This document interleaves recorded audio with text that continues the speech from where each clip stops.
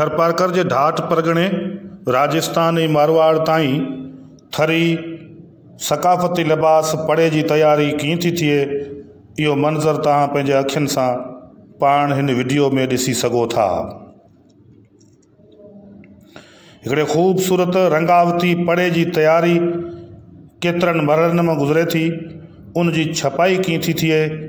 हिकु ज़बरदस्त कारीगर दिलीप कुमार खत्री पंहिंजे घर में वेही होम इंडस्ट्री तौरु इन पड़े जी छपाई करे रहियो आहे, जेको सफ़ेद वाबथे जे कपिड़े ते चिट चिटी रहियो आहे ऐं उन में ख़ूबसूरत गुलाबी कलर सां उन ते तयारु थियल संचे वसीले छपाई जो मरहलो मुकमल करण में मसरूफ़ अमल आहे। हज़ारें लखें थरी मारवाड़ी ऐं राजस्थानी औरतूं ऐं धाटकी ॿोली ॻाल्हाईंदड़ मुख़्तलिफ़ समात जातियूं ऐं बिरादरियूं हिन पड़े खे बतौर पंहिंजे कल्चरल लिबास तौरु सदियुनि खां इस्तेमालु कंदे आयूं आहिनि। इंतिहाई क़ीमती ऐं महांगे अघ ते विकिरो थींदड़ हीउ पड़ो तयारी जे तमामु घणनि मरहलनि मां गुज़रे थो ऐं उन जी ज़बरदस्त कारीगरी जा ख़ूबसूरत ऐं शाहकार मंज़र तव्हां हिन वीडियो ज़रिए ॾिसी सघो था। हीअ छपाई थियण बैदि पड़ो मुख़्तलिफ़ घरनि में मोकिलियो वियो आहे, जंहिंजी ॿध ॿधी वई आहे। धागे सां भोगड़ी वसीले औरतूं घर में वेही करे इन जी ॿांधणू ॿध खे मुकमल करे तमामु घणो नाणो पंहिंजे घर वेठे कमाईंदियूं आहिनि। इन पड़े खे घरनि ताईं पहुचाइण जे लाइ मोटर साइकिल जी सवारी इस्तेमालु कई थी वञे ऐं घरनि ताईं रसाई करे उन बाद इन खे मुकमल कयो वेंदो आहे। हीउ गुलाबी कलर सां पड़े जी छपाई जो मंज़र आहे, जेको तव्हां पंहिंजे अखियुनि सां ॾिसो। कहिड़े ख़ूबसूरत अंदाज़ सां पड़े जी रंगावत कई वई आहे ऐं कई वञे पई। दिलीप खत्री न्यू छोर जो रहवासी आहे, जेको हिन कारोबार सां पंहिंजे ख़ानदानी किरत वसीले मुसलसल पंहिंजे पोरे में मसरूफ़ अमल आहे। पड़े जी मुकमल रंगावती छपाई थियण बैदि उनखे हिकिड़ी ज़बरदस्त क़िस्म जी सिगरी तयारु करे बाहि ॿारे उनजे मथां हिकिड़े तमामु वॾे ज़बरदस्त क़िस्म जे हंडे खे या कढ़ाईअ खे रखी उनमें इन पड़े खे ॿोड़े उनखे रंग कयो वञे थो ऐं उनखे मुख़्तलिफ़ मरहलनि मां गुज़ारे पोइ उनखे कारो काकरेचो कारो ऊदो पड़ो बणाइण जे लाइ उन मरहले मां गुज़रण जे लाइ इहा सॼी तयारी कई वञे थी। रंग ॾींदा रंग पको जी पको रंग ॾींदा।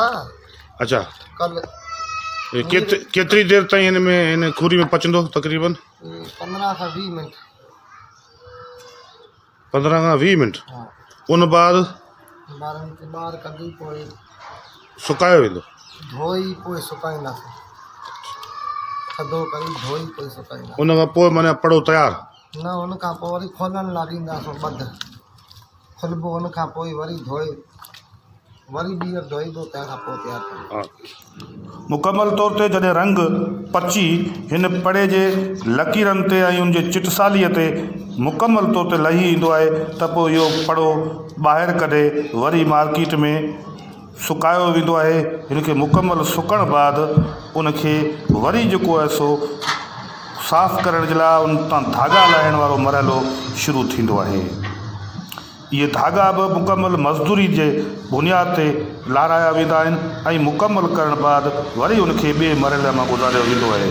इंतिहाई हसीन ऐं ख़ूबसूरत चिटसाली वारा छा चवंदा आहिनि जेके तव्हां करियो था हींअर? इहे पड़ा आहिनि। हा, पर हीअ जेको तव्हां चिट पिया हाणो हिनखे छा चवंदा आहिनि? हिनखे चवंदा आहिनि छपाई करणी पवंदी आहे। अच्छा, पोइ हिन जे मथे ॿध ॿधबो आहे। इन खां पोइ छा छा कंदा? उन खां ॿध ॿधे पोइ वरी ॿीहर ॿध ॿधबो। उन खां पोइ हिकु दफ़ा रंग लॻबो, वरी ॿीहर रंग लॻबो।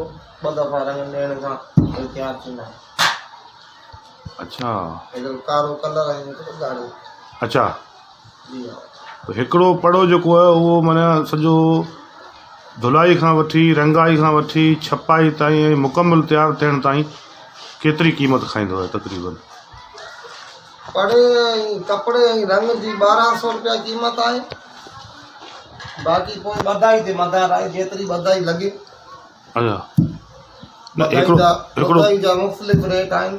अच्छा 500 खां वठी 4,000 4,500 ताईं ॿधाई ॾींदा। अच्छा, पर हिकिड़ो पड़ो मिसाल त तव्हां मार्केट में जेकॾहिं विकिरो करियो त उहो घणे में वेंदो आहे तक़रीबन? उहो 2000 खां परते कोई ईंदो आहे। 2500 3000 3500। अच्छा 4000। 4000 महांगे में महांगो जेको पड़ो आहे सुहिणी सुठी ॿधाई वारो उहो कहिड़ो आहे? उहो घणी क़ीमत जो हूंदो आहे तक़रीबन? हुनजी क़ीमत 10,000 रुपया आहे। 10,000? हा। पोइ कहिड़ा कहिड़ा पड़ा आहिनि, हुनजा नाला आहिनि यार? उहो 3 दड़ो ऐं 4 दड़ो। अच्छा 10 वार थींदो आहे कपिड़ो। अच्छा ॿधाई तमामु भली हुनजी थींदी आहे। ही मंज़र तव्हां पंहिंजे अखियुनि सां ॾिठा, इंतहाई ख़ूबसूरत थरी लिबास, कल्चरल लिबास घाघरो जेको कारो काकरेचो, कारो ऊधो ऐं कारो ॻाढ़ो तयारु पियो थिए, ही तयारु थी चुको आहे। तव्हां ॾिसो पंहिंजे अखियुनि सां, इंतहाई ख़ूबसूरत बांधणो घाघरो जेको लोक सकाफ़त तारीख़ ऐं सिंध जे कल्चर जे हवाले सां इंतहाई मशहूरु पड़ो तसवर कयो वञे थो, जंहिंजो हिकिड़ो तमामु वॾो मयार मान ऐं मर्तबो ऐं मर्यादा मौजूदु आहे। थरी राजस्थानी ऐं मारवाड़ी लोक दास्ताननि में हिन जो तमामु वॾो ज़िक्र मौजूदु आहे। सिंध जी इंतहाई हसीन ऐं ख़ूबसूरत सकाफ़त जो ही थरी ढाटकी मारवाड़ी राजस्थानी कल्चर शाहकार हिसो रहियो आहे, जेको वक़्त सां गॾु आस्ते आस्ते झीणो ज़रूरु थियो आहे पर ख़तमु न आहे थियो। ज़रूरत इन ॻाल्हि जी आहे त इन होम इंडस्ट्री खे हुकूमत सिंध बाक़ाइदगीअ सां कमर्शलाइज़ बणाए ऐं इन ते वधीक मुतरक़ थी कमु करे।